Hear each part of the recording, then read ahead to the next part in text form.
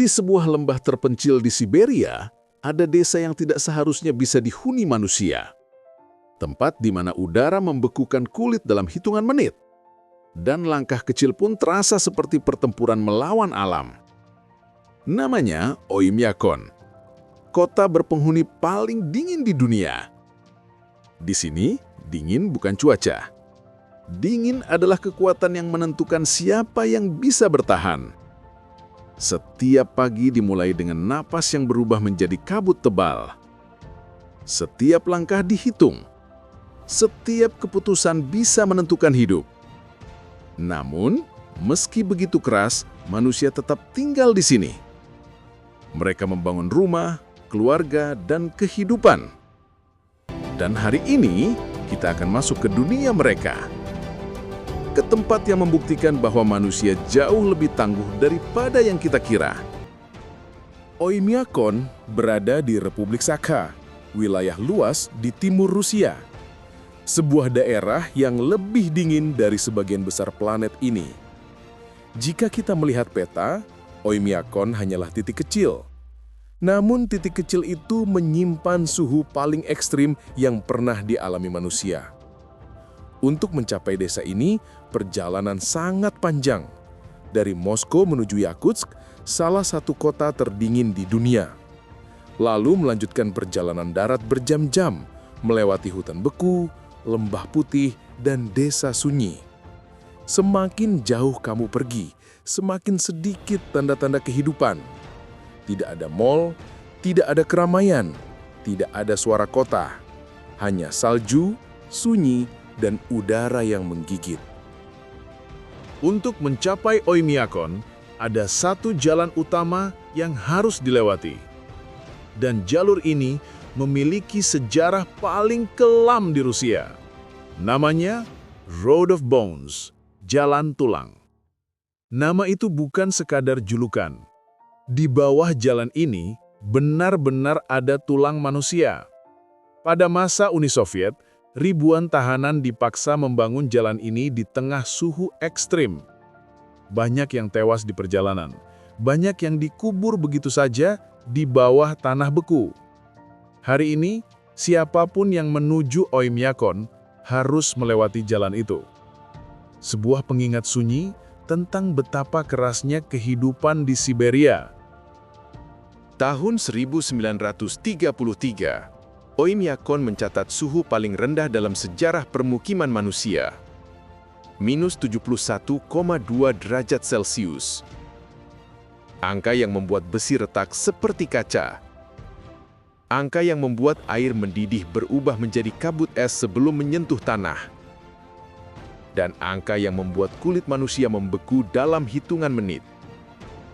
Ini bukan suhu untuk hidup. Ini suhu untuk bertahan. Dingin ekstrim di Oymyakon bukan hanya dingin yang terasa. Ini dingin yang menyerang. Saat tangan terbuka sedikit terlalu lama, jari-jari mulai mati rasa. Kulit berubah putih, kaku, dan kehilangan rasa. Jika tidak segera dilindungi, kerusakan permanen bisa terjadi. Bahkan bernafas pun terasa berbeda.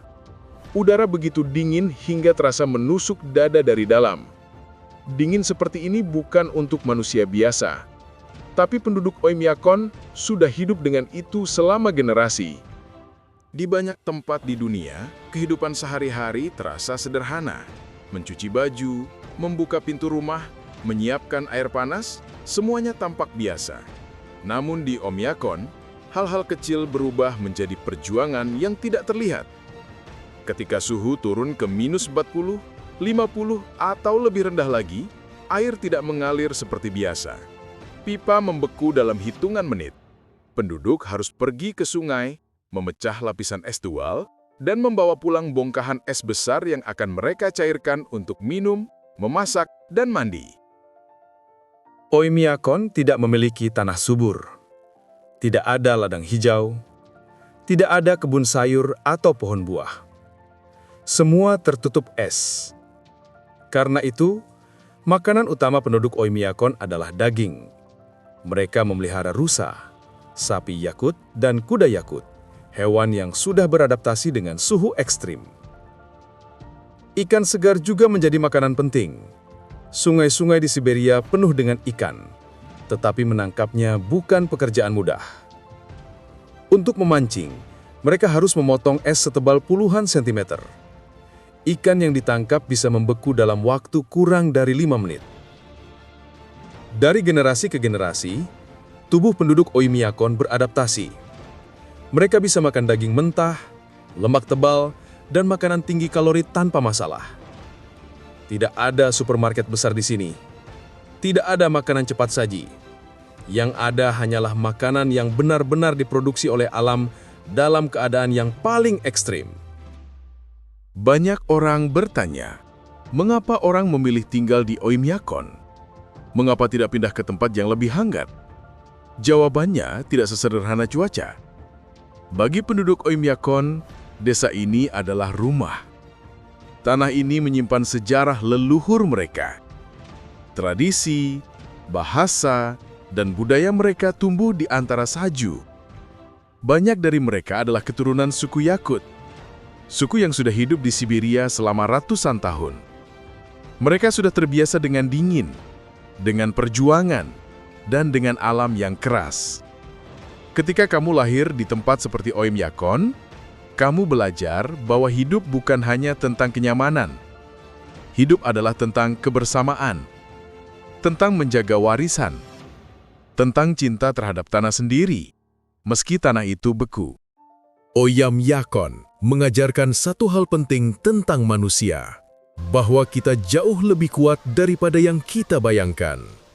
Setiap hari di Oymyakon adalah ujian, ujian dingin, ujian sunyi, ujian hidup. Namun penduduknya terus bangun setiap pagi. Mereka memasak, mereka bekerja, mereka membesarkan anak-anak mereka di tengah suhu yang membekukan. Dan mereka melakukan semua itu tanpa keluhan. Karena bagi mereka, ini bukan tempat yang menakutkan. Ini adalah rumah. Dunia mungkin melihat Oymyakon sebagai lokasi mustahil. Tapi bagi penduduknya, ini adalah bukti ketangguhan manusia. Bukti bahwa kita bisa bertahan bahkan di tempat yang mencoba menghancurkan kita. Oymyakon bukan sekedar desa. Oymyakon adalah cermin dari kekuatan manusia. Inilah neraka beku di ujung dunia yang justru menunjukkan betapa panasnya semangat manusia.